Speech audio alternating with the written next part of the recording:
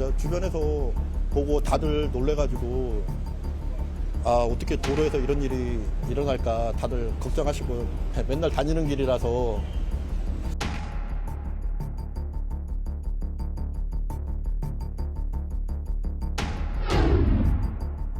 자, 차가 통째로 빠졌습니다. 지금 저 화면에 보이는 저 사진입니다. 지금. 저 가짜로 만든 거 아닙니다. 저렇게 싱크홀이 발생해서 차가 빠졌습니다. 서울 도로 한복판에 싱크홀입니다. 저런 일이 다 있었습니다. 지금요. 화면 좀 볼까요? 자, 지금 이웅혁 교수님 나와 계신데요. 일단 무슨 일이 벌어진 겁니까? 많은 분들이 저게 진짜냐고 또 물어보시는 분도 있어. 저 사진에 대해서요. 네, 그렇습니다. 그 서울 시내 그 한복판 그 연희동 그 주변에서 예. 오늘 11시 30분경에 실제로 발생했던 그런 싱크홀 사건인 거죠. 도로가 무너진 거예요, 중간에. 땅꺼짐 현상이 생겼고 우연치 않게 그곳을 통과했던 차량이 그야말로 쏙 빠지게 되는 옆으로 완전히 빠져버렸어요. 예, 그래서 어떻게 본다면 전혀 후진 뭐 직진할 수 없는 뭐 이런 상태가 그 발생한 겁니다. 저 차에 탑승하신 분들은 얼마나 놀랐겠습니까? 그분들 지금 어떻습니까, 지금? 그렇죠. 지금 뭐 80대 어르신 또 70대 그 어르신이 이 상당한 좀 중상에 가까운 부상을 입었고요. 좀 70대 그 여성분께서는 좀 심정지 상태가 이렇게 지속되는 것은 아닌가 상당히 우려가 되고 저분들 있는 빨리 회복이 이제 그런 되셔야겠네요, 상태입니다. 지금요. 결국은 이제 그 깊이가 2.5, 그다음에 가로 세로 6m, 4m다 보니까 예. 차가 거기에 딱 들어가는 순간 어떻게 꼼짝달싹하지 못하는 뭐 이런 상태가 있었기 때문에 지금 화면에 저렇게 빠진 거예요? 네, 그렇죠. 그러다 보니까 사실은 그 육체적으로도 상당히 힘들었을 뿐만이 아니고 심정적으로도 정말 그 패닉 상태에 있지 않았을까라고 하는 그런 그 위험한 그 아니, 상황이. 저건 완전 속수무책이군요. 아니, 예. 만약에요.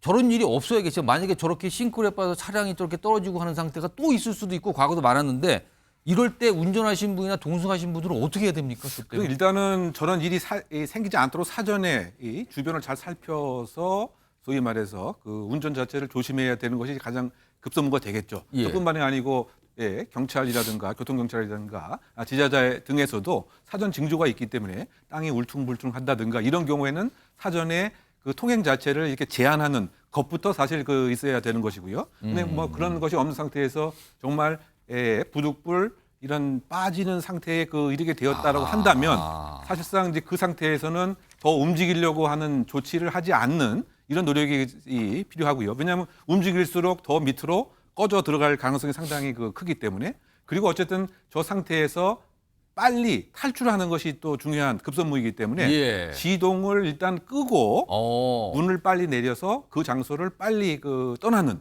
이것이 일단은 행동 요령으로 우리가 얘기할 수 있겠는데 예. 그런데 사실은 제가 아까 말씀드린 바와 같이 저렇게 급박한 상황에서 이런 합리적인 행동을 할 수 있을까? 그러게요. 너무 놀라거나 패닉이 될 수도 있거든요. 예, 그래서 결국은 이제 전반적인 그 통계를 보게 되면 7월 이라든가 비가 많이 왔을 때 이런 일이 많이 생기기 때문에 좀 그 지자체에서 적극적인 사전에 예방 조치가 더 필요한 그러네요. 것이 중요한 대안이 아니, 아닐까 봅니다. 도로를 가다가 한복판에 저렇게 꺼질 줄 누가 상상이나 합니까? 저게 무슨 일입니까, 도대체?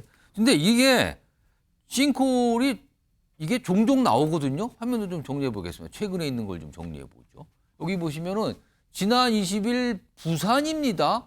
지름 5m, 깊이 3m. 이게 지난해부터 인근에서 9개나 발생하는데 이거는 분명히 문제가 있어 보이네요. 이거는 근본적인 걸 따져봐야 되고요. 그다음에 평택입니다. 경기도 평택에서 이건 지난 6월인데 폭 3m, 길이 1m. 그나마 1m니까 그렇게 엄청나게 깊지는 않았어요. 택시 앞에 빠졌습니다. 저렇게 차체가 들어 올릴 정도이고 그리고 오늘 서울 연희동 도로 한복판에서 저런 깊이 2.5m는 굉장히 깊습니다. 저렇게 싱크홀이 발생을 했습니다. 오늘 이 현장을 직접 보고 오셨다는 전문가분이거든요. 뉴스와이드가 조금 취재를 통해서 이 전문가분의 설명을 좀 담았습니다. 들어보시죠. 싱크홀이 일반적으로 주변에 터파이 공사를 하거나 옛날에 상하수도 노후관로가 있어가지고 그렇게 좀 싱크홀 되는 경우도 있고요. 또 하나는 주변에 지하철이 지나가게 되면은 지하철이 땅 밑에서 배수를 하고 있거든요. 그 배수하니까 주변 상부에 흙들이 침하가 될 수가 있어요. 그러면 주변에 거기 상하수도 관로들이 이음매가 벌어져가지고 싱크홀 날 수도 있어요. 김수환 평론가.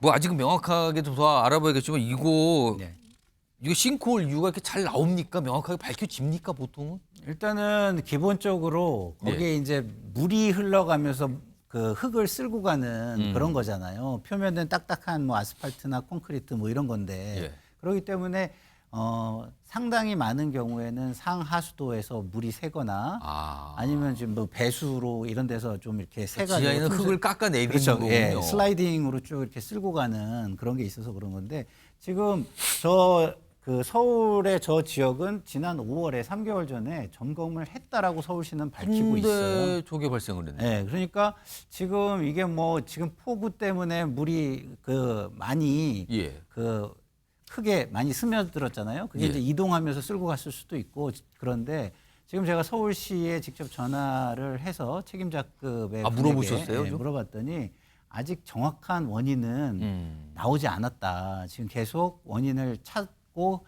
해가지고 규명하고 있다라고 얘기를 하더라고요. 그래서 굉장히 신중해야 되겠죠, 지금. 그렇죠. 정확한 걸 알아야겠죠, 정확한 걸 사실. 알아야 되겠죠. 섣불리 얘기할 수 없다. 뭐 이런 것으로 보입니다. 저거 차량에 탑승하신 분은 얼마나 지금 놀란 게 아니라 지금 부상을 당하셨거든요. 빨리 이거 이분들 잘 회복을 빨리 하셨으면 좋겠습니다. 서정표 변호사, 이렇게 갑작스러운 싱크홀로 만약에 피해를 입게 되면 이거 누구한테 호소해야 되는 겁니까, 이거는? 일단 이제 국가배상법 5조에 보면요. 예. 도로 같은 걸 이게 영조물 책임이랍니다. 영조물 책임. 예. 이거는 이제 그 설치 관리자한테 원칙 묻고요. 그다음에 그 비용 부담자도 연대 책임을 지는 거예요. 잠깐만요. 이거 어려운데 그런데 설치자 설치 비용 관리자가 부담자는 누구냐? 예.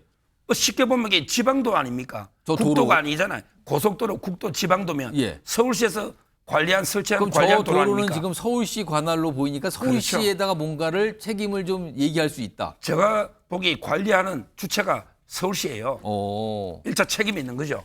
근데 문제는요. 예. 중요한 게 이게 무과실 책임이에요. 이 말은 이제 그 불강력이 아니면요. 예. 면책이 안 돼요. 따라서 이제 우리가 관리할 때 과실이 없었다. 이런 게 안 통합니다. 과실 여부를 따질 게 아니다, 저거는. 객관적으로 하자가 있잖아요. 그렇죠. 구멍이. 저건 누가 봐도 하자예요, 지금. 그러면 이게 무조건 무과실 책임. 이게 아주 중요합니다. 영조물 책임은 예. 서울시에서 일단 배상해야죠. 그러면 서울시 쪽에다가 이거를 책임한다. 이런 거 가지고 혹시 이런 걸 소송이라는 거 맡아보신 적 있으십니까? 있고요. 예. 제하고 이게 친한 분이 사전에 이런 일을 해요.